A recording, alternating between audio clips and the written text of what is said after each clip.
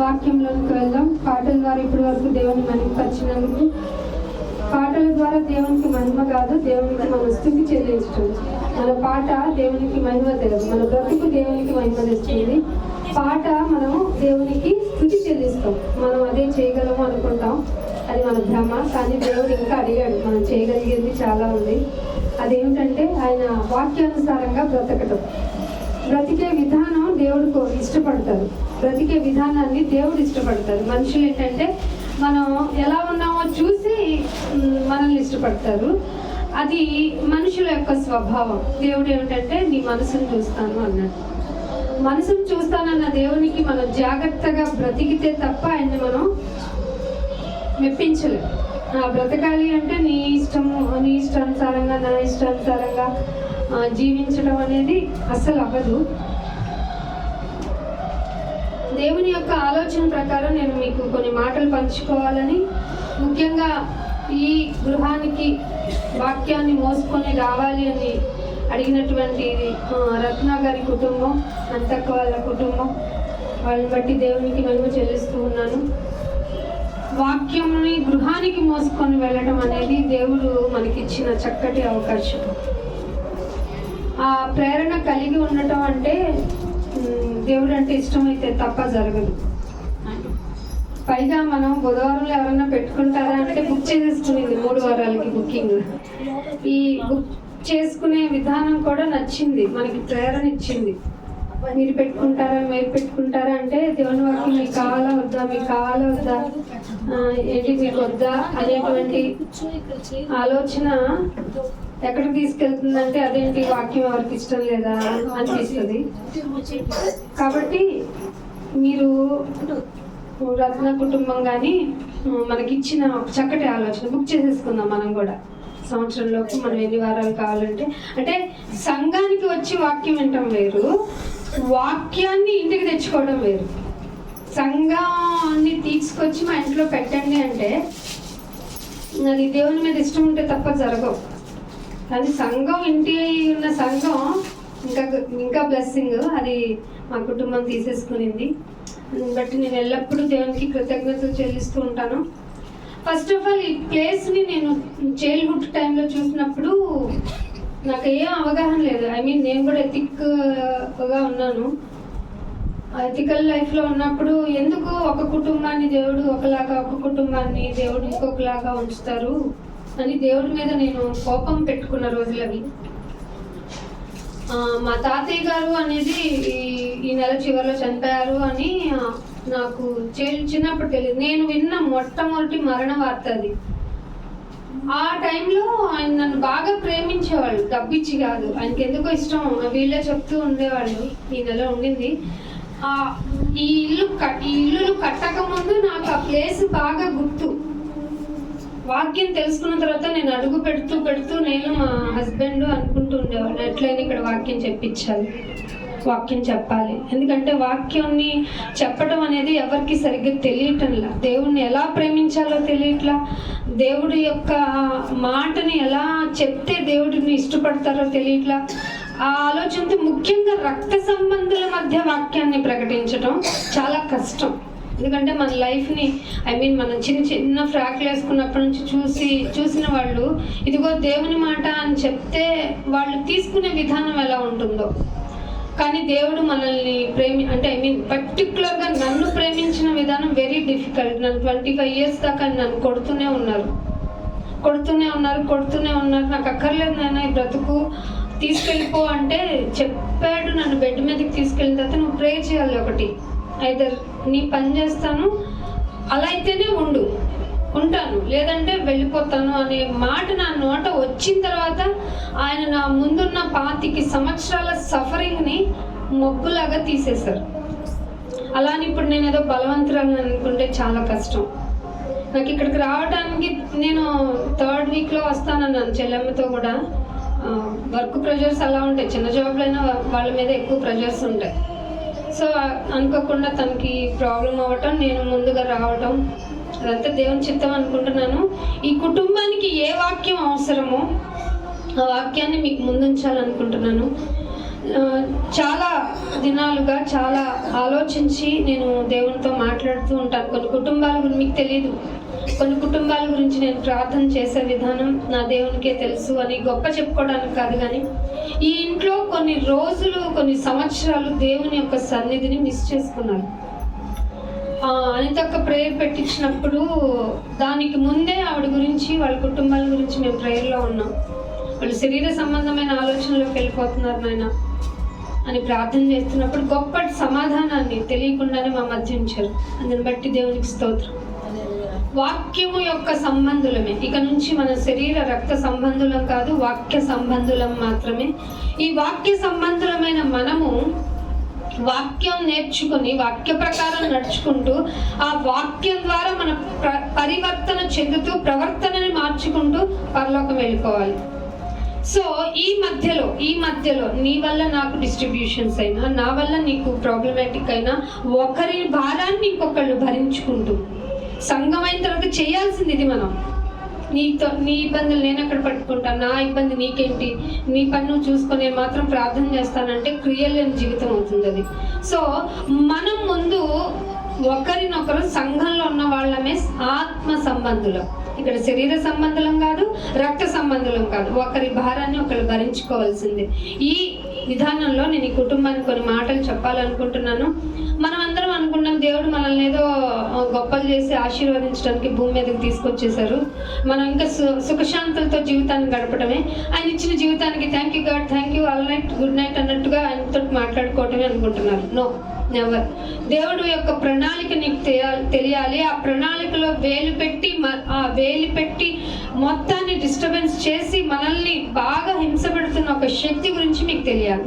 ఆ శక్తి ఎవరో కాదు, మీరు అనుకుంటున్న సాటనే, మనం అనుకుంటున్న అపవాదే, మనం అనుకుంటున్న ఘటా సర్పమే, మనకి లేని పోనివన్నీ పెట్టించేది, మన చేత మనల్ని చెడుగా చేయించి మనంతట మనమే ఈ భూలోకంలో ఉండగానే చచ్చిపోవాలనేటువంటి శ్రమలు ఇబ్బందులు కలిగేలాగా మన చేత మనతో చేయించి మనల్ని తీసుకెళ్లి నరకంలో తనతో పాటు కూర్చోబెట్టుకోవాలనేది దాని ఆలోచన.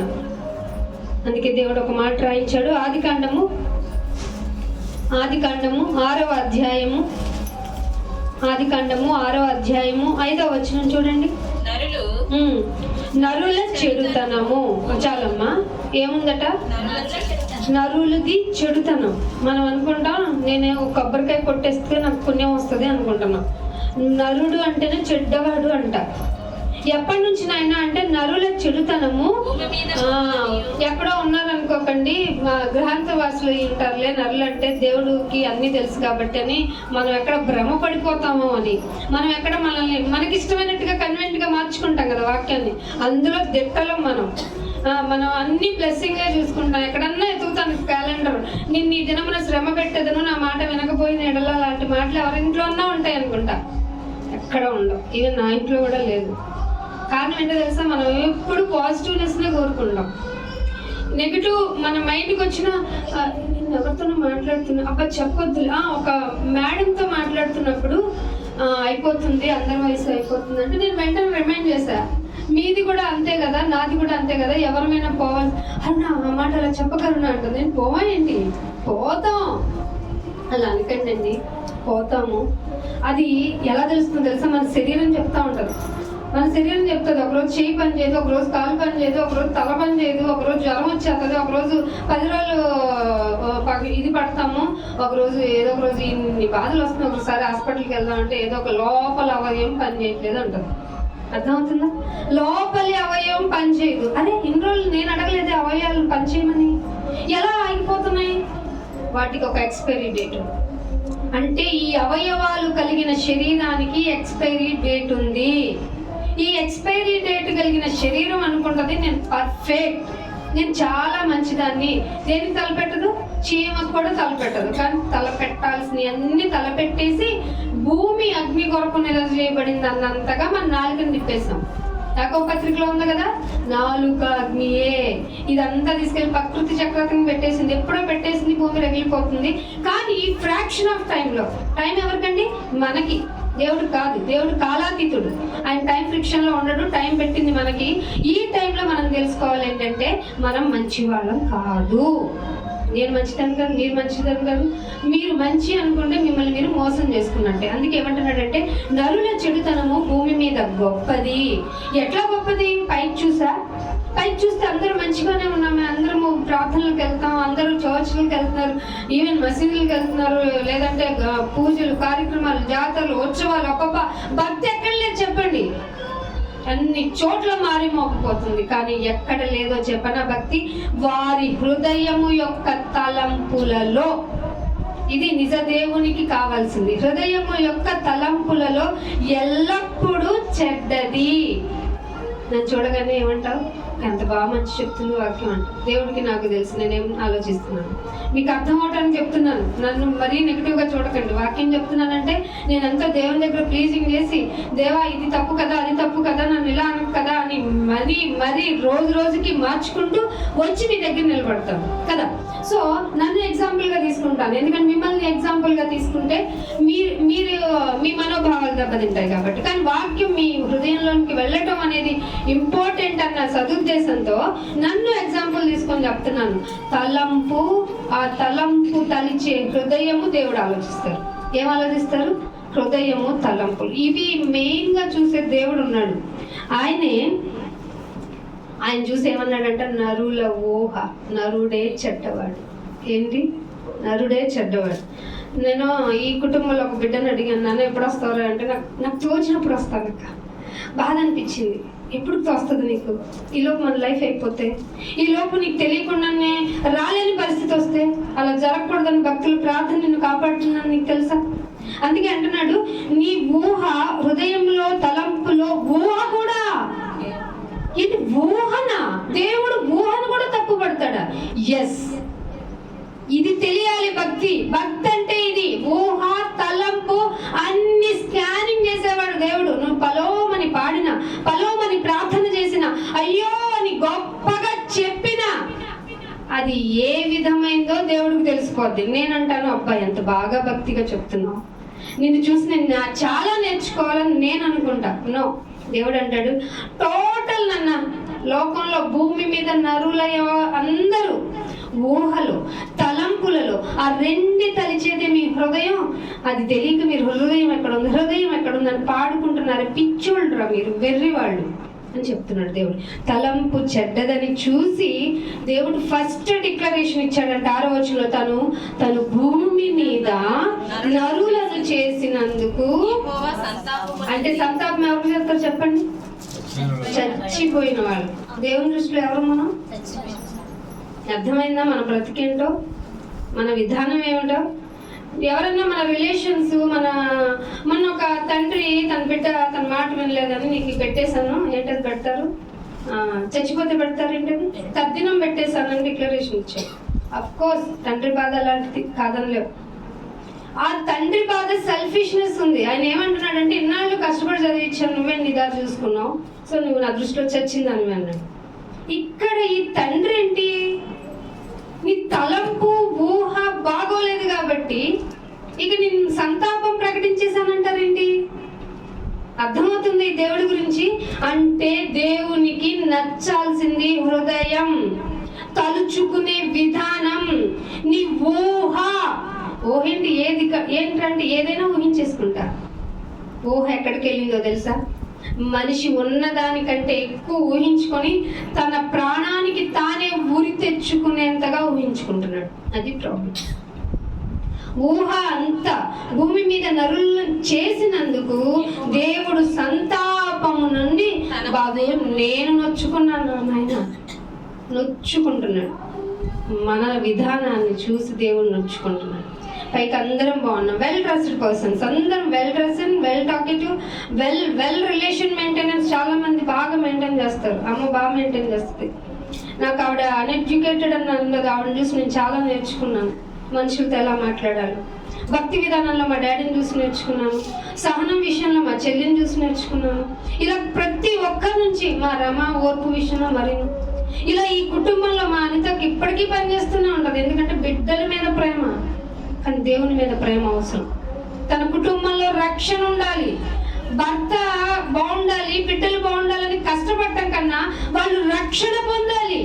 సంతాపం ప్రకటించేశాడు దేవుడు ఆల్రెడీ మన గురించి. ఛాన్స్ ఇస్ దేర్ అంటూ కుమారుని పంపించారు. ఆ కుమారుని పంపించడమే మీకు నేను ఇచ్చిన భాగ్యం, నేను ఇచ్చిన వరం. ఆ వరాన్ని మనకు తెలియకుండా మనమే వదిలేస్తున్నాం. నాకు అక్కల దేవుడు ప్రత్యక్షమైతే నీకేం కావాలంటే, నేను ఎప్పుడు నాకు లేదు అనుకున్న అష్టైశ్వర్యాలు ఇవ్వని అడుగుతాడంట మూర్ఖుడు. అరే ఆ ఐశ్వర్యం, ఐశ్వర్యాలు నీవు కూడా పోతావే నాయన. ఎప్పుడు కలిసి ఉండేది, ఎప్పుడు చనిపోకూడని భాగ్యం ఇవ్వు నాయన. నీకు అడగకపోయినా నేను ఇచ్చింది అదే, నీకు తెలియకుండా ఇచ్చింది అదే. నేను దేవుడు ప్రత్యక్షమైతే ఏంటి అని అనుకునే లోపే నీకు నీ కోరికను నేను తీర్చేసాను తెలుసా అన్నాడు. అందుకే నేను ఇంకో మాట చూపిస్తాను. సామెతల గ్రంథము 22వ అధ్యాయము, సామెతల గ్రంథము 22వ అధ్యాయము 15వ వచనం చూడండి. ఏమిటంట? నా బిడ్డని చెప్పిన మాట వింటాడండి. నా బిడ్డ చెప్పిన మాట వింటాడా? ఇక్కడ బాలుడు అన్నాడు కానీ బాలిక లేదనుకోకండి. ఒక జనరల్ రాశాడంటే అందరు జనరల్కి, అన్ని లింగాలకి, అన్ని పురుషలింగమైన స్త్రీలింగమైన ఎవరికైనా పట్టుద్ది. బాలుని పర్టికులర్గా బాలుడు అన్నాడంటే మగపిల్లాడు, వాడిని కొంచెం జాగ్రత్తగా చూసుకుంటామని జెండర్ మెన్షన్ చేశాడు. బాలుని హృదయంలో మూఢత్వం అంటే అదొకలే, లేకపోతే లేదు. వాళ్ళ ఒక యాస ఉంటుంది వాళ్ళ దగ్గర, రావాలా, కూర్చోవాలా, ఎందుకు చేయాలి, ఇలాంటివి బాగా చక్కగా న్యాచురల్ గా చెప్పేస్తారంట. బాలుని హృదయంలో మూఢత్వము స్వాభావికంగా, వెరీ న్యాచురల్ గా పుట్టేస్తుంది. వాడు ఏమైనా వ్యతిరేకంగా చెప్తే మీరేం ఆశ్చర్యపడకూడదు. అప్పుడప్పుడు నాగేశ్వర వాళ్ళు ఉంటారు, అలా సాఫ్ట్ గా ఉంటారు, అక్కడక్కడ దొరుకుతారు. కామన్ గా పీపుల్ ఎలా ఉంటారంటే సాఫ్ట్ గా మాట్లాడరు, స్వాభావికంగా మూర్ఖత్వం ఉంటుంది. శిక్షా దండం ఒకటి యూజ్ చేయాలి. అలాంటి బెత్తం కట్టుకుని గోరీబడి బాధమని కాదు, నీ మాటతో ఆగాలి, నీ చూపుతో ఆగాలి. అసలు అన్నిటికి మించి దేవుని మాట అనగానే సిట్ రైట్ అన్నట్టుగా ఉండాలి ప్రవర్తన మన కుటుంబాల్లో పిల్లల్ని. అందుకని శిక్షా దండము దానిని వానిలో నుండి తోలేయాలి. వాడిలో మూర్ఖత్వం పోవాలంటే శిక్షా దండన ఉండాలి. అంటే చిన్నప్పటి నుంచి దేవుని గురించిన మాట వాడి హృదయంలో ఉండాలి. ఎందుకు నేను ముందే సంతాపం ప్రకటించేశానో మీకు చెప్పాను. సంతాపం ప్రకటించిన తర్వాత మరి వాట్ రీజన్స్ తో ఆయన మళ్ళీ చేర్చుకుంటారు అనేది కూడా మీకు విశదీకరిస్తున్నాను. మూఢత్వాన్ని తొలగించాలంటే శిక్షా దండము. శిక్ష వేరు, దండము వేరు. దండము అనేది వెరీ లైట్, శిక్ష అనేది కొంచెం డోస్ ఎక్కువ ఉంటుంది. ఈ రెండు కలిపి నీ బిడ్డల్ని, నీ కుటుంబాన్ని నువ్వు వేలగలిగితే, భార్యగా, అత్తగా, స్త్రీలకున్న ఓర్పు కుటుంబంలో ఇంకెవరికి ఉండదు. అది మనకు తెలుసు, మనం స్వయంగా అనుభవపూర్వకంగా చెప్పొచ్చు. అదే భర్తను కనుక మీ హౌస్ మెయింటైన్ చేయాలంటే కిచెన్ 100 సార్లు కడుక్కోవాలి. మనకు తెలుసా లేదా? తెలుసు కదా. కానీ మనం ఏం చేస్తాం, ఒక్కసారి కడిగామంటే మళ్ళీ 1 వీక్ వరకు కడుక్కోనక్క విధంగా కడిగేసుకుంటాం. లోకపరంగానే అంత లౌకికంగా అంత బాగా ఉంటున్నాం కదా. ఇంటిలో ఫ్యామిలీని, వాళ్ళ హృదయాలని ఎలా కడిగేయాలి? మరి ప్రార్థన, వాక్యము, నీ ఒంటరి ప్రార్థన, ఈ ఒంటరి కన్నీరు, దేవుడి దగ్గరికి వెళ్ళాలి. నాయన వాళ్ళ మూర్ఖులు నీకు తెలుసు, నేను మూర్ఖులని తెలుసు, నువ్వు మార్చాలి నాయన, నా కుటుంబానికి రక్షణ రావాలి. వాళ్ళలో మూర్ఖత్వం ఉంది, వాళ్ళ మూర్ఖత్వం ఇక్కడ దాకా తీసుకొచ్చిన నువ్వు పెంచి పోషించావు కదా, అది నీ కృప కదా. నీ కృప దాటిపో నీకు నాయన ప్లీజ్ అని ప్రతిరోజు నీ విజ్ఞాపన ప్రార్థన ఉండాలి కుటుంబంలో. అగరవత్తులు వెలిగించి పంపించడం కాదు, నీవే అగరవత్తివై ఆయనకి కనిపించాలి. నువ్వే క్యాండిలే ఆరిపోవాలి కుటుంబానికి. నీ తరములో, నీ కుటుంబానికి, నీ యొక్క రక్త సంబంధులకి, నీ ఊరికి, నీ రాష్ట్రానికి, నీ దేశానికి అలా మాట్లాడుకుంటే ప్రపంచానికి నువ్వు ఒక వెలుగుగా మారాలి. ఇది లాస్ట్ డేస్. ఇక్కడ ఇంకా జపాలు, జందాలు ఏం కాదు. దేవుని కొరకు మాట చెప్పాలి. ఎవరైతే ఆ మాట నేర్చుకుంటారో హృదయం శుద్ధీకరించబడుతుంది, తలంపులు శుద్ధీకరించబడతాయి, ఊహించాలన్న భయం కలుగుతుంది. అప్పుడు ఎవరి దృష్టిలో పడతాం? మన దేవుని దృష్టిలో పడుతుంది. ఎంత ఈజీ అండి భక్తి, ఎంత ఖర్చులెస్ అండి. 0. ఎక్కడ రూపాయి ఖర్చు పెట్టాల్సి వస్తుందా? కానీ ఈరోజు ఏమంటున్నారు తెలుసా? భారం అండి దేవుడి పని. అవును, భారమే. నీకు ఇష్టమైనట్టు చేస్తే భారం. మనము దేవునికి ఇష్టానుసారంగా చేస్తే భారం కాదు. అందుకే అంటున్నాడు. ఇంకో మాట చూపిస్తాను. అపోస్తుల కార్యము 8వ అధ్యాయము 22వ వచనం. అపోస్తుల కార్యము ఏం చెప్తున్నాడు? ఇక నీకు విషయం తెలిసిపోయింది, చాలా చెప్పొచ్చు కానీ మీకు అర్థమైందని అనుకుంటున్నాను. ఇక ఏం చేయాలి అంటే, ఈ నీ చెడుతనము ఏముంది మనకి? నేను ఇందాక చెప్పాను మనం ఎంత చెడ్డోళ్ళు, పైకి అందరం బాగుంటాం కానీ కాదు. తలంపు, ఊహ, ఇవి మనకి మెయిన్ ఇంపార్టెంట్ దేవుని దృష్టిలో. ఇవి చెడుతనము. నీ చెడుతనము మానుకోవాలి. మానుకొని ఏం చేయాలట? అదే బాప్తిసం. చెడుతనం మానుకోవడం, మారు మనసు. ఆ చెడుతనాన్ని నేను ఇంకా ఎప్పటికీ గుర్తు చేసుకోను.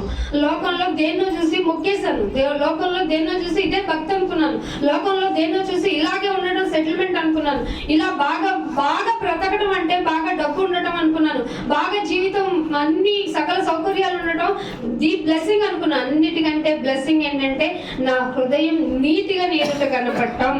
సో దానికి నేనేం చేయాలంటే చెడుతనం మానుకోవాలి. మారు మనస్సు నొందుతూ ఉంటే నాయనా నిన్ను వేడుకుంటూనే ఉండాలనిపిస్తుంది. నిన్ను ఎవరో చెప్పక్కర్లా, ప్రార్థన చేయట్లేదు ఈ మధ్య, నేను ఎవరు అడగరు. నీలో మారు మనసు వస్తే ఆయన వదిలిపెట్టావు. మారు మనసు నుండి ప్రభువుని వేడుకుంటాం. మారు మనసు వచ్చిందా మనకి? మన కుటుంబాల గురించి మారు మనసు వచ్చిందా? ఒకరోజు వస్తుంది, ఒకరోజు పోద్ది. ఇది దేవునికి ఇష్టమా? మారు మనసును వస్తే దేవుణ్ణి ఏమనుకుంటాం? వేడుకుంటాం. నాయన చెడుతాను నాలో పోయిందని నేను అనుకోకూడదు నాయన. నా ఎదుట నా నీతి క్రియలు నీ ఎదుట మురికి గుడ్డలు కదా. మరి నాకే ఇలా ఉందంటే నా కుటుంబ పరిస్థితులు అసలు రావట్లేదే. నీ మందిరంలో నీ ముఖ దర్శనానికి కాదు కదా, నీ మాట వినటానికే రావట్లేదే. అయినా నువ్వు కాపాడుతున్నావు అంటే నీ కృపని నేను జ్ఞాపకం చేసుకుంటున్నాను. వారి గురించి నా విజ్ఞాపన నీ దగ్గరకు వెళ్ళాలి నాయన. నేను పగల రాత్రో ఉపవాసమో ఏమైనా కానీ నీ గురించి నీ ఎదుట నేను విజ్ఞాపన చేస్తున్నాను. నా కుటుంబానికి రక్షణ రావు. జక్కయ్య గారింటికి నువ్వు ఆ దారిన వెళ్ళవలసి ఉండింది కదా, నీ బిడ్డ అలా వెళ్తేనే కదా జక్కయ్య ఇంటికి రక్షణ వచ్చింది. నాకు ఇంటికి కూడా నువ్వు వెళ్ళవలసి వచ్చింది, రావాల్సిందేనైనా. నన్ను నువ్వు వదిలిపెట్టొద్దు. వదిలిపెట్టావు అంటే ఈ లోకంలో నేను బ్రతకలేను.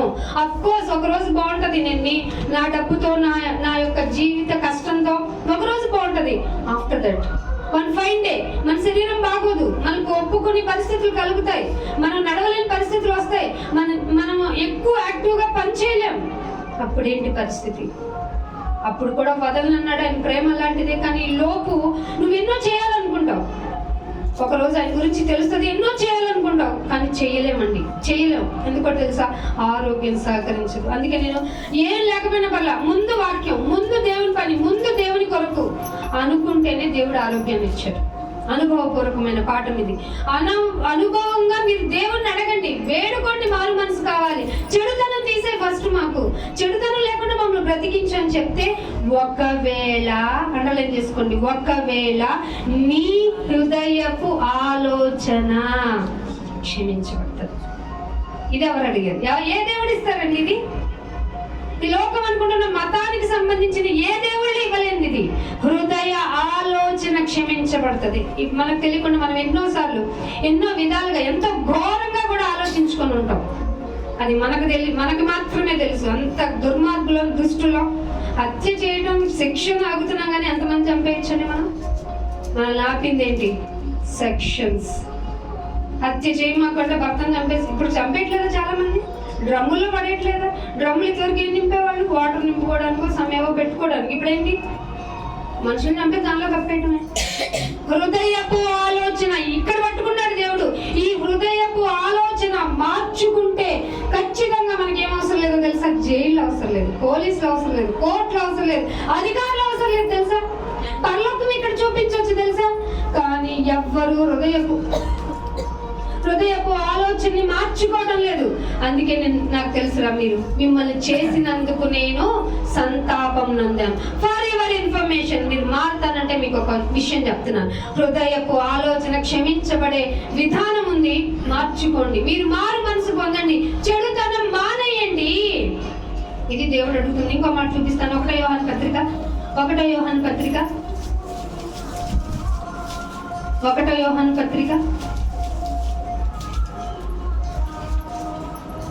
1వ అధ్యాయం 9వ వచనం. మన పాపములను మనం ఒప్పుకునే ఏం చేయాలంటండి? మన పాపములను మనమే ఒప్పుకోవాలి. నేను పాపాత్ముడనని తెలియాలి నీకు. ఫస్ట్ ఆఫ్ ఆల్ నా మనసు కలిగినప్పుడు, నీకు మనసు కలిగినప్పుడు కాదు గుడికి రావడానికి. ముందు నువ్వు పాపాత్ముడు అని నీకు తెలిస్తే నువ్వు వద్దన్నా అయ్యగారు నా అయ్యగారు కోపంలో వచ్చి నా గృహాన్ని నువ్వు తొక్కొద్దు, నా మందిరంలోకి రావద్దు, నువ్వు చెడ్డవాడు అన్నా పాదాలు పట్టుకొని అయినా సరే నాయన నేను ఇంటికి రావట్లా, నాకు నీ మందసం ఉండింది, నా దేవుని మందసం ఉండింది, నేను వచ్చి నా దేవుడి ఎదుట నా పాపాలను ఒప్పుకోవాలి ప్లీజ్, లేకపోతే అక్కడే ఉండి అడుగుందాం అంతే. లేకపోతే నువ్వే ఒంటరిగా కూర్చొని ఏడు నీ పాపాల గురించి ప్రేరేపణిస్తాడు మన దైవజనులకి. నన్ను గుడికి రావాలని సమాధానం అలా కలుగుతుంది. నువ్వు ద్వేషించుకొని నువ్వు నన్ను ఖర్చుకొని ఒకరినొకరు ఖర్చుకుంటే మిమ్మల్ని మీరే తినేసుకుని బాప్త అయిపోతుందని చెప్పింది బైబిల్. అందుకే ఏమన్నాడు, మన పాపములను మనం ఒప్పుకొని నేడలా ఆయన ఎవరు నువ్వు నీ పాపం చేసావు కదా, ఎప్పుడన్నా పాపం చేయని వాళ్ళం కాదు గొప్పవాళ్ళమే, నీ ఫ్రెండ్కి వెళ్ళి చెప్పు. అందుకే దేవుడే ఉన్నాడు, ముఖ్య స్నేహితుడు నమ్మొద్దు, ఆయన నమ్మదగిన వాడు. నైనా నేను నా పాపాలను నీతో చెప్తే ఎప్పుడన్నా బహిరంగంగా చెప్పేస్తావా? చెప్పమాకు నైనా, క్యారెక్టర్ ఇంపార్టెంట్ అనుకుని నీకు చెప్పేస్తా, చెప్పు నేను నమ్మదగిన వాడిని. ఆ మాట ఇక్కడే ఎందుకు రాయించాడు తెలుసా? నీతో చెప్పుకున్నా ఏమన్నా రేపు ఎప్పుడన్నా ఓపెన్ చేస్తావేమో నైనా, నేను నమ్మదగిన వాడిని గనుక నీతిమంతుడని. అలా అని నిన్ను దాచేసి కప్పెట్టేసి మసిపూసి మారేసి నువ్వు నాకు ప్రేర్ చేసావు కాబట్టి అనను, నీతిమంతుడిని గుర్తుపెట్టుకో, ఇది నమ్మదగిన వాడిని నీతిమంతుడిని గనుక మన పాపాలని క్షమించేస్తారు. ఇది ఎవరు చేయలేరండి, ఇది ఎవరి వల్ల కాదు, ఇది చాలా కష్టమైన పని. ఒకవేళ క్షమించాను పో అన్నా కూడా మనలో ఆ వ్యక్తి గురించి ఆలోచన మారదు. గుర్తుపెట్టుకోండి, ఆ వ్యక్తి గురించిన ఆలోచన మారదు. అప్పుడు చేయలేదా ఏంటి, ఇప్పుడు చేయకుండా ఉంటారా ఏంటని ఒక చిన్న అనుమానమైనా వస్తూ ఉంటుంది. అందుకని నమ్మదగిన వాడు నీతిమంతుడు. అందుకని మన పాపములను క్షమించేసి పాపాత్ములను ఒప్పుకుంటే సమస్త దుర్నీతి నుండి సమస్త దుర్నీతి నుండి మనల్ని పవిత్రులను చేసేస్తారు. ఎంత ఈజీ అండి దేవుడి మాట, ఎంత ఈజీ అండి క్షమించబడతాం. ఇది కదా దేవునికి కావాల్సింది. అందుకే ఇంకొక మాట చూపిస్తాను. కీర్తన 71, కీర్తన గ్రంథము 71వ కీర్తన 20వ వచనం చూడండి. ఇది గుర్తు పెట్టుకోండి. దేవుడు అంటే మీకు ఇది మాట డైజెస్ట్ అవదేమో కానీ మీకు తెలియాలి కాబట్టి చెప్తున్నా. దేవుడు అంటే నేను ఓన్లీ బ్లెస్సింగ్ కోసమే ఉపయోగపడే ఒక మెటీరియల్ కాదమ్మా. నేను చెయ్యాలంటే ఏమైనా చేయగలను. బాధ పెట్టేవాడిని నేనే, గాయం కట్టేవాడిని నేనే, గాయం చేసేవాడిని నేనే, లాంటిదే ఇది కూడా. అందుకంటున్నాడు అనేకమైన కఠిన బాధలు. ఎందుకంటే కఠిన బాధలు ఉంటే నువ్వు గుణపరచబడతావు. ఒక రోగము, ఒక బాధ, ఒక తీర్చలేని ఒక కష్టతరమైన పరిస్థితి నీకు వస్తుందంటే ఎవరిని చూస్తాం మనం? దేవా నువ్వే కదా దిక్కు, అప్పుడు వస్తాం మనం. అందాక మనం రాము. అలా నేను చెప్పాను కదా, నేను ఎన్ని సంవత్సరాలు పట్టుబడ్డాను? 25 సంవత్సరాలు. కుదిరితే నెలగా అయిపోయినాయి, ఇంకేముండదు కదా. కొట్టాడు దేవుడు, ఇంకా గుణపరుస్తూనే ఉన్నాడు, వాక్యం అందిస్తున్నాడు. ఒక పక్క నా శరీరం కృంగిపోతుంది, ఫుడ్ ఉండదు, ఏముండదు. ఒక పక్క ఆఫీసు, ఒక పక్క ఇల్లు, ఒక పక్క పరిస్థితులు, ఒక పక్క ఆయన గురించి నేర్చుకుంటున్న విధానం, ఆయన విడిచిపెట్టకూడని పరిస్థితి కల్పించుకొని నువ్వేమైనా చేయి, నేను నిన్ను వదిలిపెట్టను అన్న మాటను పట్టుకొని ఆయన నన్ను కరుణించాడు. అలాగే మిమ్మల్ని కూడా కరుణిస్తారు ఆయన. అందుకే అంటున్నాడు అనేకమైన కఠిన బాధలు మాకు కలుగజేసిన వాడా. దానిదేమంటున్నాడు, 40 సంవత్సరాలు వెళ్ళాడు. మామూలులాగా మనలాగా సామాన్య పర్సన్ కాదు, ఇశ్రాయేలీని. ఏదున్నా ఏదో లోటు అంటారు వాళ్ళు. ఎంత బాగున్నా ఏం పాలించేవాళ్ళే, ఏం పథకాలు ఇచ్చేవాళ్ళే అంటారు. ఎంత తిన్నా ఏం రాజులే అనే రకాలు వాళ్ళు ఇశ్రాయేలీ. ఏమన్నారు ఆ రాజు? ఏమన్నాడు? ఎంత బాగా 1 సంవత్సరం 5 సంవత్సరాలు వెళ్తేనే నెక్స్ట్ ఇయర్ కాలు ఎగరేస్తాం మనం ఒక అధికారం అయితే. కానీ రాజు ఎన్ని సంవత్సరాలు? 40 సంవత్సరాలు వెళ్ళిన రాజు దేవుడికి ఏమని ప్రార్థన చేశాడు? నాకు కఠినమైన బాధలు పెట్టావయ్యా, కఠినమైన బాధలు మాకు కలగజేసిన వాడా, నాకు తెలిసి నువ్వు మరలా బ్రతికించేస్తావని. అర్థమైందా మీకు? అర్థమైందరా? మనల్ని మరలా బ్రతికించేసేది ఆయనే. ఆయన అక్క ఎవరి వల్ల కాదు. ఎన్ని బోర్డులు పెట్టుకొని స్వస్థత అన్న కుదరదు. స్వస్థత ఎవరి వలన కలుగును? యెహోవా వలనే కలుగును. నువ్వు నేను బోర్డు పెట్టుకున్నా ఏం కుదరదు, ఆయన మాత్రమే చెయ్యాలి. ఈ లోపు మనం మాయ దేవతలు మాయ రూపం వేసుకొని నేనే చేసేస్తారు రమ్మంటున్నావు, కుదరని పనులు. కానీ దేవుడు ఏమంటున్నాడు? నిన్ను నేను మరలా బ్రతికించేదను. ఎక్కడికి వెళ్ళినా భూమి యొక్క ఆ లాజర్ని లేపాను కదా, ఏమన్నాడు లాజర్ని లేపితే? పడుకున్నాడు లేపుతానికి వెళ్తున్నాను నా ఫ్రెండ్ అన్నాడా లేదా? అన్నాడు యేసుప్రభు వారు. నా ఫ్రెండ్ పడుకున్నాడు, ఈయనేంటి విశ్రాంతి నిద్ర అనుకుంటున్నాడా ఏంటి, అట్లా ఉన్న బాగుండు లాజర్ బ్రతికేవాడు అంటే వాళ్ళ మాటల డిస్కషన్స్ చూసి ఆయన నేర్చుకున్నాడు. మళ్ళీ వీళ్ళేమనుకున్నారు, అయ్యో లాజర్ ఎంత ఫ్రెండో కదా ఈయన నేర్చేసుకుంటున్నాడు.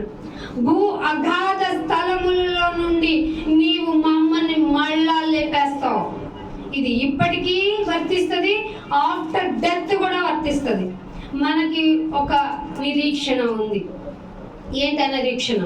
మనం చనిపోయిన తర్వాత, మనం ముందు తరాలు చనిపోయిన వారైనా సరే, ఎవరైనా సరే, మీరు 1 కొరింథీ పత్రిక 15వ అధ్యాయం 56వ వచనంలో చూడండి. మొదట చనిపోయిన వారు ఎవరైతే ఆయనలో బ్రతికారో, ఇక్కడ చనిపోయి ఆయనలో బ్రతకని వారి గురించి అక్కడ మాట్లాడాలి. చనిపోయి ఆయన కొరకు బ్రతికిన వారు ముందు లేవబడతారు. ఆ తరువాత బ్రతికి ఉన్న మనము ఇలాగ లేపబడతాం. శరీరం మార్పు. మంచి పాఠం పెట్టుకొని ఉన్నానండి, మీకు దేవుని చిత్తం అయితే చెప్తాను. మీకు అందరికి పూర్తిగా దేవుని మీద మంచి అవగాహన కలిగే విధంగా ఉంటుంది ఆ పాఠం. మనము ఎలా వెళ్తాం తెలుసా? ఇలా లేపబడిన తర్వాత అలా పైకి వెళ్ళడం. ఇప్పుడు చూసామా, మనకేంటో కొంచెం పైకి వెళ్తేనే జడ్వీలు ఎక్కితేనే ఏమవుతుంది, టీవీ తిరుగుతుంది. ఆత్మతో లేపబడిన తర్వాత మార్పు జరుగుతుంది. ఆ మార్పు కొరకు ఎదురు చూస్తున్న మనల్ని భూ అగాధ స్థలంలో మన శరీరం పాతి పెట్టబడిన, ఎన్ని అడుగులు తవ్వుతారు సమాధికి? 6 అడుగులు తవ్వుతారంట. లోతు 3 అడుగులు, 6 అడుగులు బారు పెట్టి తోవేసి కప్పెట్టేస్తారు కదా. పెట్టేసిన అగాధ స్థలంలో ఒక్కొక్కరికి బతుకులు ఉండవు. ఒక్కొక్కరు వాళ్ళని చంపేసి అగాధ స్థలాల్లో పూడ్చిపెట్టేస్తున్నారు, సముద్రపు అగాధంలో పడేస్తున్నారు. వాళ్ళని కూడా లేపేస్తాడు ఆయన. అంత కెపాసిటీ ఉంది. మీరు ఏమనుకున్నాడు దేవుడు అంటే? పాడు చేసి ప్రసన్నం చేసుకుందాం అనుకున్నారు? అవ్వదు. మీ భక్తి, మీ తలంపు, మీ హృదయపు ఆలోచన చెడుతనం మానుకుంటే తప్ప ఆయన నీ దుర్నీతి నుండి వేరు చేసేస్తాడు. ఒప్పుకోవాలి, జస్ట్ అంతే. అందుకే ఏమంటున్నాడు? అగాధ స్థలంలో నుంచి తీసేస్తానన్నాడు. యోహాను సువార్త 16వ అధ్యాయం, ముగింపుకు వస్తున్నాను, జాగ్రత్తగా వినడానికి ప్రయత్నం చేయండి. 16వ అధ్యాయం 32వ వచనం. 16వ అధ్యాయం 32వ వచనం. ఇదిగో మీలో ప్రతి వాడును ఎవరింటికి వాడు వెళ్ళిపోతారేమో విశ్వాసంలో గనక. ఇక్కడ యేసుప్రభు వారు చెప్తున్న తన సొంత అనుభవం. మీలో ప్రతి వాడు ఎవరింటికి వాడు చెదిరిపోయి నన్ను ఒంటరిగా విడిచిపెట్టేసే గడియ వచ్చింది. ఒంటరిగా గడియ వచ్చి ఉన్నది. అయితే తండ్రి నాతో ఉన్నాడు గనుక నేను ఒంటరిగాను. మీరెప్పుడు నేను ఒంటరిగానే నేడుస్తారు కదా, ఏడ్చిన ప్రతిసారి దేవుడు ఫీల్ అవుతాడు. నిజం. యేసుప్రభు గారు భూమి మీదకి మళ్ళా శరీరం ధరించుకొని వస్తే అని చెప్పిన డిక్లరేషన్ చూడండి. ఇదిగో మీరు ఎవరింటికి వెళ్ళిపోతారు, చివరికి నేను ఒంటరిగాను అవుతాను. ఆ గడి వస్తుంది, ఆల్రెడీ వచ్చేసింది. కానీ మీకు ఒకటి చెప్తున్నా, నేను ఒంటరిగా లేదు, తండ్రి నాతో ఉన్నాను. చెప్తారు ఎప్పుడైనా అలాగా? చెప్పలేదు కాబట్టి దూకేసి చచ్చిపోవాలనిపిస్తుంది. ఏంటి బాధలు అనిపిస్తుంది. మీరు మారు మనసు పొందండి. దేవుళ్ళో ఉండడం ఎంత బాగా అనిపిస్తుంది అంటే, అసలు ఎప్పుడు వస్తావు నాయన, ఈ లోపు నేను వీళ్ళందరికీ చెప్పాలి నాయన, టైం ఇవ్వు నాయన. ఇదిగో గృహకూడికి సంఘాన్ని ఇంటికి తెచ్చుకోండి బాబు. సంఘాన్ని ఇంటికి తెచ్చుకున్నారంటే మీకు ఎంత మంచి మాటలు దేవుడు అనిపిస్తున్నాడు. మళ్ళీ వారం వెయిట్ చేయాలా? ఈలో పిలిపించేసుకుందాం, చెప్పించేసుకుందాం. దేవుని మీద ప్రేమించండి. ప్రేమించడం క్రియల రూపకంగా చూపించండి. అందుకే ఇంకొక మాట చూపిస్తాను. రోమీయులకు రాసిన పత్రిక 6వ అధ్యాయము, 11వ వచనం. అటువలే మీరును పాప విషయంలోకి చచ్చిపోవాలి. ఏం చేయాలట? పాపపు విషయంలో మృతులుగా ఉండండి. దేవుని విషయంలో క్రీస్తు, మామూలుగా అయితే మనం చచ్చిపోయాం, కానీ క్రీస్తు యేసునందు సజీవులం అని మీకు మీరు ఎంచుకోండి. ఇదే విశ్వాసం. అర్థమైందా? ఎంచుకోండి అన్నాగా ఎంచుకుంటాం అని మూర్ఖంగా కాదు. మీరు వార్తిన్నారా? ఒక బిడ్డ చచ్చిపోయింది, 40 సంవత్సరాల కూతురు చచ్చిపోయింది, తండ్రి లేడు, తల్లి 2 పిల్లలు ఉన్నారు, ఇంకో కూతురు ఇంకో బాబు. ఏం చేసిందో తల్లి తెలుసా? అంత్యక్రియలు చేయాలా లేదా? చేయట్లా. ఎందుకని? మూర్ఖ భక్తి. నా దేవుడు ఎలా బ్రతికించేస్తాడు? మేము ఇంట్లో పెట్టుకుంటామని చెప్తే ఈ చుట్టుపక్కల భయం వేసింది. మీరు గుర్తు పెట్టుకోండి, చచ్చిపోతే ఎవరు మనల్ని ఉంచుకొని, సొసైటీ అసలు ఉంచుకోదు. మీ మీద నింద వేస్తే పర్లేదు, అది ఆ నింద యేసు వచ్చి రక్షిస్తాడు కాబట్టి దాచుకుందంట అని చెప్పి కోడై కూస్తున్నాయి వార్తాపత్రికలు, మీరు బోధించుకునే విధానం, మిమ్మల్ని మీరు ఓర్చుకునే విధానం ఎలా ఉండాలంటే చనిపోయిన లేపుతాడు కదా నా దేవుడు అని ఉండాలి.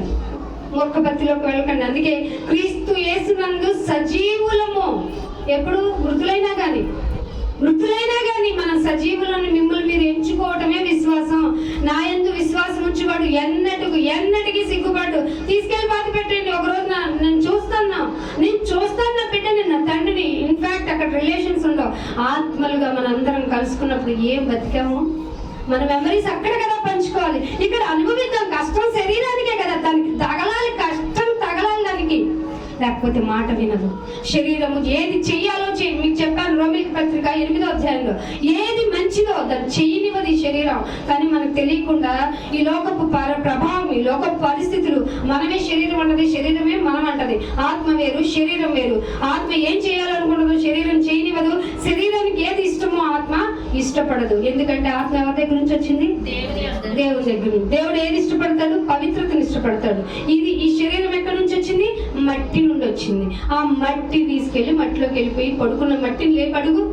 నీకు ఎంత ఫుడ్ పెట్టాను, ఎంత రాత్రి పగలు కష్టపడ్డాను, శరీరమా లే, ఏంటి ఎంత అన్యాయం చేశావంటే మాట్లాడదు, నీకు ఆన్సర్ ఇవ్వదు. మట్టి కాబట్టి మట్టిలో కలిసిపోద్ది. శరీరాన్ని నమ్మకండి. అందుకే ఏమంటున్నాడు? మీరు పాపము విషయంలో ఏమైపోయాం మనం? ఇక పాపం చేయము నాయన. పాపం చేయకుండా ఉండాలంటే ఏం మార్చుకోవాలి? హృదయం మార్చుకోవాలి, తలంపు మార్చుకోవాలి, పాపాన్ని ఒప్పేసుకోవాలి. ఇవన్నీ చేస్తే మీరు పాపపు విషయంలో మృతులు. తర్వాత దేవుని విషయానికి వస్తే ఆత్మ మూలంగా క్రీస్తునందు సజీవులమని ఎంచుకోండి. అందుకనే 16వ వచనం 12వ వచనం చెప్తాడు, కాబట్టి మీ శరీరం ఏంటో తెలిసింది కదా, శరీర దురాశలకు లోబడుతుంది. శరీరం ఏ ఆశకి? ఆశ కాదది, దురాశకు లోబడిపోద్ది. మీకు అర్థమవుతుందా? శరీరం ఎంత డేంజరో. ఉప్పొంగిపోతూ ఉంటది శరీరం. ఆశ దురాశ ఏం చేస్తుంది మీకు చెప్తాను ఎప్పుడు. ఆ దురాశ ఏం చేస్తుంది? గర్భం ధరించేస్తూ ఉంటది. 8 నెలల్లో అవ్వనండి ఏం చేస్తుంది? పాపాన్ని కనేస్తుంది. పాపం వల్ల వచ్చే జీతం ఏంటి? మరణం. అందుకే శరీర దురాశలకు లోబడిపోద్ది శరీరము. కాబట్టి చావుకి వెళ్ళిపోద్ది శరీరము. మీ శరీరంలో పాపాన్ని అలవనివ్వకండి. ఏమి అల్లయ్యద్దు అన్నాడు? ఏమి అల్లయ్యకూడదు? దేవునికి విరుద్ధమైన ప్రతిదీ. బంగారం కావాలా? వద్దు, నోరు మూసుకుని కూర్చో. డబ్బు కావాలా? నోరు మూసుకుని కూర్చో. ఏ సౌకర్యం కావాలి? నీకు పొద్దులో పెడుతున్నాను కదా, తిను అని చెప్పండి. ఎవరితో? పక్కింటోళ్ళతో కాదు, పిల్లలతో. మీ శరీరంతో నువ్వు చెప్పాలి. కష్టపడతాను, నాకు శక్తినిచ్చే దేవుడు, నన్ను నడిపించే దేవుడు, నన్ను కాపాడుకునే దేవుడు, అగాధ స్థలములో ఉన్న నన్ను తీసుకొచ్చి లేపు కూర్చోబెట్టేది నా దేవుడు అనే నిరీక్షణ ఉండాలి. అందుకే యెషయా గ్రంథము 58వ అధ్యాయము 58వ అధ్యాయము 58:11 వచనం చూడండి. యెహోవా నిన్ను నిత్యము నడిపించును. ఏం చేస్తాడట ఆయన? నిత్యము నిన్ను నడిపించును. ఎప్పుడట? క్షామకాలంలో. ఇది ఎవరు చెప్తారు? సరే ఇప్పుడు కష్టంలో ఉన్నాను, ఉద్యోగం లేదు, నీకు పెట్టలేము, నోరు మూసుకుని కూర్చో, ఒక పూట భోజనం పెడతా. ఇది తల్లిదండ్రులు. భర్త అయినా అంతే. నేను ఎంత కష్టపడుతున్నాను, తగ్గించు, ఖర్చులు తగ్గించు అంటాడు. ఎంత తగ్గించినా ఆయన సంతృప్తి పరచలేము. ఎందుకంటే ఇక్కడ ఎలా సర్దుతున్నావు అని నాకు తెలియదు. ఎందుకంటే నేను సంపాదించి తెచ్చి ఎంత ఇచ్చినా దాయట్లేదు ఏంటనే ఫీలింగే ఉంటుంది. ఇంకెవరైనా కానీ అలాగనే మాట్లాడతారు. ఇక్కడ ఇస్తున్న డిక్లరేషన్ మీకు ఏమన్నా ఆనందం అనిపిస్తుందా? క్షామకాలమున ఆయన నిన్ను తృప్తి. ఎవరు చేయగలరండి? మీరు ఎవరు నమ్ముకున్నారనుకున్నారు? ఏమనుకున్నారండి? ఆపద ముక్కులు వాడు అనుకుంటున్నారా? కాదండి. క్షామకాలంలో నేను ఏదో గుడికి వెళ్ళి దర్శనం చేసుకుని వచ్చి, నువ్వు నెక్స్ట్ ఇయర్ కనుక నాకు ఇది చేసి పెడితే నేను మళ్ళీ వచ్చి నీకు ఒక కాయ కొడతానని దేవుడు కాదండి బాబు. నువ్వు క్షామకాలంలో వండు, నిన్ను నేను తృప్తిపరచుకుంటా. ఎంత కెపాసిటీ తెలుసా దేవుడికి? క్షామకాలంలో ఆయన నిన్ను తృప్తిపరిచి మళ్ళీ నీ ఎముకలకు బలం ఎవరిస్తారు? కాల్షియం టాబ్లెట్లు ఇవ్వు. కాల్షియం అబ్జర్వ్ చేయదు తొందరగా. శరీర తత్వాన్ని పట్టుకుని అసలు పనిచేయవు మందులు. అంతకంటే ఏదైనా పనిచేయదు. ఆవిడకి ప్రాబ్లం. నిన్ను కాపాడేది ఎవరు? బలపరిచేది ఎవరు? నీ ఎముకలకు సత్వం ఇచ్చేది ఎవరు? నీ మనసు మార్చుకోవాలి. నీ కుటుంబం గురించి విజ్ఞాపన వెళ్ళాలి. బలం లేదని తెలుసు కదా నాయన, నాకు బలం ఇచ్చేవాడిని ఎవరు నీకు తెలుసా? నన్ను క్వశ్చన్ చేస్తాడు దేవుడు. బలం ఇచ్చేవాడిని ఎవరు? నేనే. నీ ఎముకలకు బలము కలగజేసి నీవు కట్టిన తోట వలె ఉంటావు. ఎవరిని నమ్ముకుంటే? మన నిజ దేవుడిని నమ్ముకుంటే. కట్టిన తోట, ఎముకలకి బలం, సత్తువ, ఇంకేమంటున్నాడు? తోట వలె ఎల్లప్పుడూ ఉబ్బుకుచూ ఉండే. ఎట్లా ఉంటుందండి? ఎంత ప్లెజెంట్ గా ఉండదు ఓటను చూస్తే. ఉబ్బుకుచూ ఉండు నీటి ఓట వలె. ఎంత బాగుంటాయి తెలుసా నీటి ఓటలో వాటరు. మనం చిన్నప్పుడు ఖమ్మం అట్ట తీసుకెళ్ళినప్పుడు నాన్నగారు చూపించేవాళ్ళు. వాళ్ళు చిన్నది ఉంటుంది శాండ్లో, ఇలా తవ్వితే చిన్న గింజ, ఒక గ్లాస్ ఆఫ్ వాటర్ వస్తుంది, అలా పోసుకోవాలి. అవి ఎంత మంచి మినరల్స్ తెలుసా. మనం ఇప్పుడు ఏం చేస్తాం తెలుసా? ఫిల్టర్ పెట్టేసుకొని బోర్ వాటర్ తాగకూడదు, పంపు వాటర్. మీకు తెలియదు, పంచాయతీ పంపు వాటరే బెటరు. ఫిల్టర్ వాటర్ కరెక్ట్ కాదు. దానిలో చెత్త అంతా తీసేస్తానని మినరల్స్, జింక్, మెగ్నీషియం అన్నీ పోతుంటే ఇప్పుడు మనం ట్యాబ్లెట్లుగా వేసుకోవాలి. కానీ నీకు ఏం చెప్తున్నాడంటే ఎల్లప్పుడూ ఉబ్బుకుచూ ఉండే నీటి ఓట వలె నిత్యము కాపాడుతాను, క్షామకాలంలో కూడా నేను తృప్తిపరుస్తాను. ధైర్యం వచ్చిందా? తప్పు చేశాము, పాపాత్ములం, సంతాపం ప్రకటించాడు. కానీ దేవుడు ప్రేమ చూసారా? నన్ను క్షామకాలంలో ఉంటే తృప్తిపరిచేది నేను రా, నన్ను వదులుకోమాకు. అందుకే యోహాను సువార్త 15వ అధ్యాయము, యోహాను సువార్త 15వ అధ్యాయము 5వ వచనం చూడండి. ద్రాక్షావల్లిని నేను, తీగలు మీరు. ఓకే. ఎవడు నా యందు నిలిచి ఉండునో నేను ఎవని యందు. ఎప్పుడు దేవుడు మన యందు నిలిచి ఉంటాడు చెప్పండి? ఊహ, నా బాధ ఇదే. ఊహ, తలంపు, హృదయం మంచిగా ఉంటే అక్కడ వచ్చి తలుపు తట్టిన తర్వాత చూస్తే క్లీన్ గా ఉండేది ఎవరు? దేవాతి దేవుడు. ఆయనే నడిపిస్తాడు. అందుకే దావీదు గారు ఏమన్నాడు? నాయనా నా పాదాలకి దీపం నువ్వు, నీ వాక్యమే కదా నాయన. అందుకే అడుగు తీస్తున్నప్పుడు మళ్ళీ హెచ్చరించేది వాక్యం. ఆయన నీతో తోడుగా ఉంటే ప్రపంచంలో ఒక్కదానివే మిగిలిన, ఒక్కడివే మిగిలిన ఉంటాను నాయన, నడిపించేస్తాను. నువ్వు ఉన్నావు కదా అంటావు. అందుకని నీవు ఎవడు నా యందు నిలిచి ఉండునో, నేను ఎవని యందు నిలిచి ఉండునో వాడు బహుగా ఫలించు. మీకు తిండి గురించి ఆలోచించక్కర్లా, నేను పోషించుకుంటాను. నిన్ను పోషించు పోషకుడును నేను, నిన్ను తృప్తిపరిచేవాడిని. నీ ఎముకలు బోన్ డాక్టర్ దగ్గరికి వెళ్ళినా రాదు. నేను ఒకసారి నా కాల్ ప్రాబ్లం వెళ్తే తలకిచ్చాడు. ఆయన way of correction of practice అదనుకోండి, కానీ అది కూడా కొంతకు మంచిదైంది. కానీ నీకు ఎముకలకు కూడా సత్తువు కావాలంటే ఎవరి యందు నువ్వు దృష్టి ఉంచాలి? అర్థమైందా? మనం నమ్ముకున్న దేవుడు. ఇంకొక మాట చెప్పి ముగిచ్చేస్తాను. జకరియా గ్రంథము 8వ అధ్యాయము, జకరియా గ్రంథము, దానికంటే ముందు అపోస్తుల కార్యం 24వ అధ్యాయం చూడండి. అపోస్తుల కార్యము 24వ అధ్యాయము 16వ వచనం. ఈ విధముగా ఇప్పుడు అంతా చెప్పించాడు కదా పరిశుద్ధాత్మ దేవుడు మనల్ని ఎలా ఉండాలి, ఏముంటే బాగుంటది, ఎలా ఉంటే ఆయన నీ దగ్గరికి వస్తాడు, మనలో ఉన్న లోపం ఏంటి, మన దోషం ఏంటి అని చెప్పాడా? అయితే ఈ విధముగా నేనును దేవుని ఎడలను. మళ్ళీ ఇక్కడ మీరు గుర్తుపెట్టుకోండి, నేను దేవుడితో బాగున్నాను కదా, మనుషులతో నాకు పని లేదనకండి. అప్పుడు మనం మూర్ఖ భక్తులం అయిపోతాం. దేవుని ఎడలను, మనుషుల ఎడలను. ఒక్కరోజు కాదు, ఇవాళ గుడికి ఇక్కడ మీరు పిలిచారు కదా అని అక్క వందనాలు, అన్న హాయ్ రత్న అని చెప్పకూడదు. ఎల్లప్పుడూ నా మనస్సాక్షి నిర్దోషంగా ఉండాలి. ఇదండి భక్తి అంటే. ఎవరు చేస్తారు? ఏ గుడికి వెళ్ళండి, గుడికి వెళ్తే అమ్మంటది, గుడికి వచ్చి చూడండి నా గురించి మంచిగా. అయ్యి నీ గురించి చెప్పండి. గుడి అంటేనే మంచిగా ఉంటాం లోపలికి వచ్చి. ఇంట్లోకి వచ్చి చెప్పండి, మనం ఏంటో తెలుస్తుంది. ఇంటి వాళ్ళ సాక్ష్యమేనండి, కుదరదు. అబ్బో చాలా కఠినమండి. దేవుని ఎడలను, మనుషుల ఎడలను నిర్దోషమైన మనస్సాక్షి కలిగి ఉండాలి. ఇది భక్తిలో మనం చేయాలి. నిర్దోషమైన మనస్సాక్షి ఉండునట్లు ఏం చేయాలి? అభ్యాసం. రోజు ఈ రోజు ఈవిడితో ఇలా మాట్లాడలేదు, డే ఆఫ్టర్ నేను ఇంకా బాగా మాట్లాడాలి. ఇది అభ్యాసం. అర్థమైందా? భక్తి అంటే నిర్దోషమైన మనస్సాక్షిని అభ్యాసం చేసుకోవాలి. ఎవరైనా చెప్తారా మీకు భక్తి అంటే ఇదని? చెప్పరు, ఎందుకంటే బైబిల్ చదవరు. వాళ్ళకి తెలిసింది ఒకటి, భజన్. ఆ భజన నీవు చేయక్కర్లేదు, నా నీతిని వ్యాపింపచేయి. నీ నోటి ద్వారా నా నీతిని వ్యాపింపచేయి. నీ నీతి వద్దు, నాది ఒక నీతి ఉంది, అది నిర్దోషమైనది, పవిత్ర ఏమంటది, ఉప్పొంగదు ఉల్లసించదు, నా నీతి చెప్పు, మీ హృదయాలను కొట్టాలి, అది అప్పుడు మీరు గుణపరచబడాలి. అప్పుడు మీరు ఏమంటారో తెలుసా, నాయన నీ ఎడల మనుషులందరి ఎడల నిర్దోషమైన మనస్సాక్షి కలిగి ఉండటానికి నన్ను రోజు ప్రాక్టీస్ చేయించు నాయన, అందుకే రోజు నీ మాటలు నాకు వినిపించు. చేస్తారా మీరు? ఈ కుటుంబం ముఖ్యంగా వాళ్ళ కుటుంబంలో రక్షణ చాలా వెరీ వెరీ ఇంపార్టెంట్ అండి. అది దేవుడు చెప్తున్నాడు, ప్రేరణ కలిగించి మార్చమని. వాళ్ళు నడకండి, మీరు మౌనంగా దేవునికి విజ్ఞాపన చేయండి. సంఘపరంగా మేము కూడా చేస్తాము.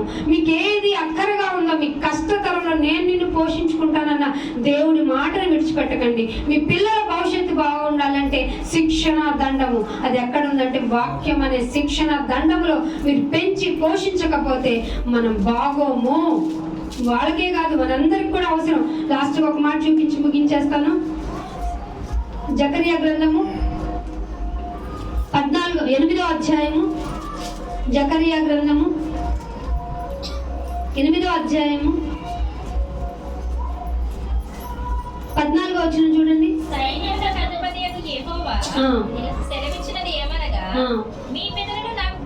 ఏం పుట్టించారట? మీ పితరులు నాకు కోపం పుట్టించారు, అయినా మీకు లైఫ్ వచ్చింది. అయినా మీరు భూమి మీదకి శరీరాన్ని ధరించుకుని ఇన్ని సంవత్సరాలు కాచి కాపాడబడుతున్నారు. మీ పితరులు నాకు కోపము పుట్టింపగా దయ తలచలేదు. నేను దయ తలచక నేను మీకు వాళ్ళని బట్టి మీకు కూడా కీడు చేసేయాలనుకున్నాను. ఉద్దేశంతో ఉన్నాను, కానీ మీకు వెలుగు వలె వాక్యం అనే నా కుమారుడు జ్ఞానోదయం కలుగజేసి రక్షణ కల్పించారు. ఈ రక్షణను నిర్లక్ష్యం చేయొద్దు. రత్న అంట 1 year అయిందా? 1 year అయిందంట బాప్తిస్తుంది. ఇది మళ్ళీ మనం చంప మీద కొట్టినట్టే. ఎవరిమన్నా ప్రార్థన, ఎవరిమన్నా కొడుకు పెట్టించుకున్నా మా ఇంట్లో మేలు జరిగింది అయ్యారు, మా ఇంట్లో రోగం పోయింది అయ్యారు, మాకు డబ్బులు వచ్చినాయి అయ్యారు, గొప్ప మేలు చేశాడు అయ్యారు. నేను బాప్తిస్మం తీసుకొని 12 నెలలు అయింది. అందుకు దేవుడు కృతజ్ఞతలు చెల్లించారు. మాకు బుద్ధి చెప్పింది. ఒకసారి కాదు, 3 రోజులు కంటిన్యూగా పెట్టుకుంటా, 3 వారాలు. ఇది మళ్ళీ మాకు బుద్ధి. అంటే ఒక్కొక్కరి ద్వారా దేవుడు ఒక్కొక్క పాఠాన్ని నేర్పిస్తాడు. మీరు కూడా నేర్చుకోండి. ఏమంటున్నాడు? దయ తలచక మీకు కేడు చేయ ఉద్దేశించాను కానీ 16వ వచనం చూడండి. మీరు చేయవలసిన కార్యాలు ఏంటంటే, మీకు రక్షణ వచ్చేసింది కదా, మీరు చేయవలసిన కార్యాలు ఏంటంటే ప్రతి వాడు తన పొరుగు వాడితో, అంటే ఆయన చెప్తున్నా వాళ్ళకనే కాదు మనందరము పొరుగు వాళ్ళతో ఎప్పుడు అబద్ధాలు చెప్పకూడదు. నీట్గా మనందరూ ఏమైంది, అబద్ధానికి జనకుడు ఎవడు? సాటన్. మనం అబద్ధం జనకుడు పిల్లలం కాదు కదా రక్షణ పొందిన తర్వాత.